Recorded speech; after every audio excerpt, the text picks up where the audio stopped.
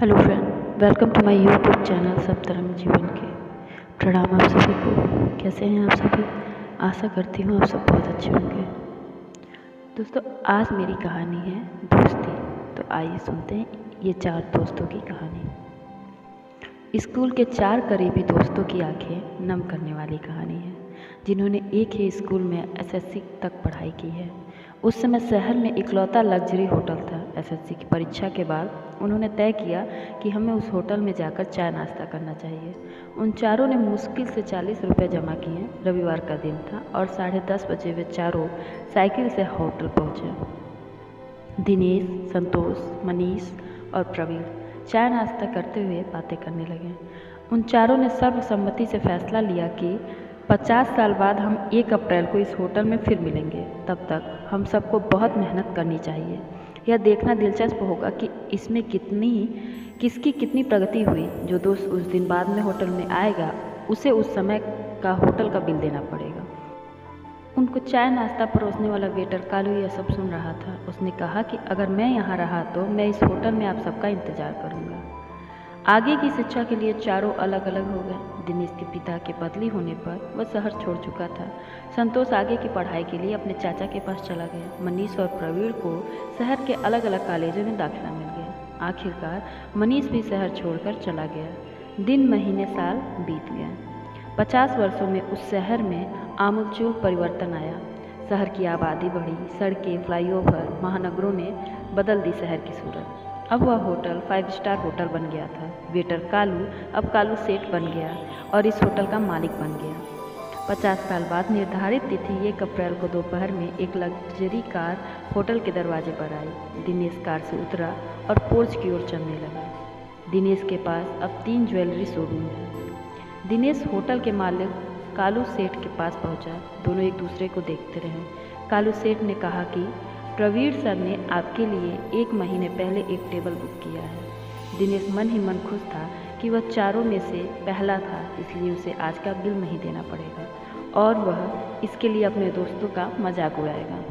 1 घंटे में संतोष आ गया। संतोष शहर का बड़ा बिल्डर बन गया।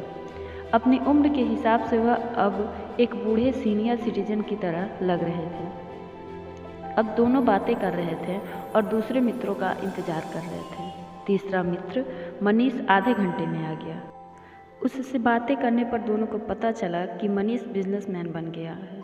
तीनों मित्रों की आंखें बार बार दरवाजे पर जा रही थीं कि प्रवीण कब आएगा। इतनी देर में कालू सेठ ने कहा कि प्रवीण सर की ओर से एक मैसेज आया है, तुम चाय नाश्ता शुरू करो, मैं आ रहा हूँ।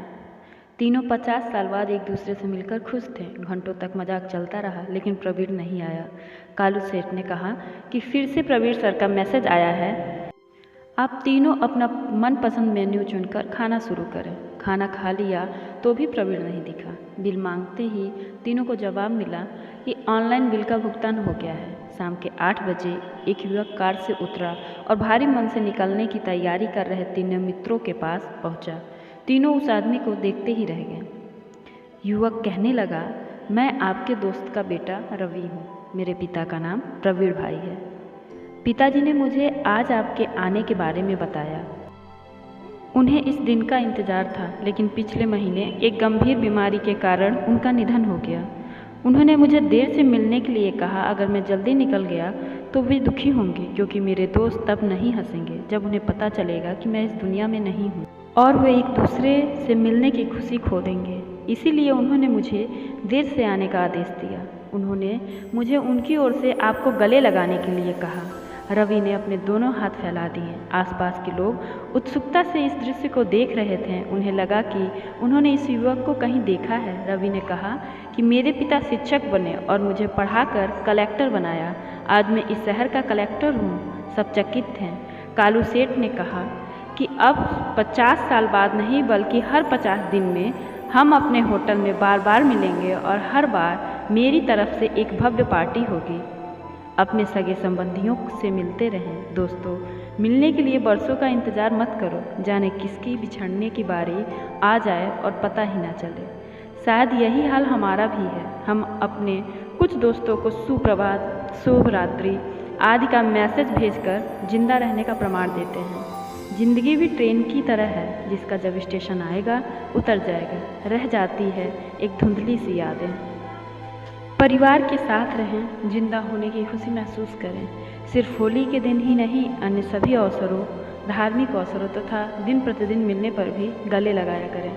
आपकी मित्रता प्रगाढ़ हो जाएगी। एक बार कोशिश तो करो साहब, प्रभु सबका कल्याण करें।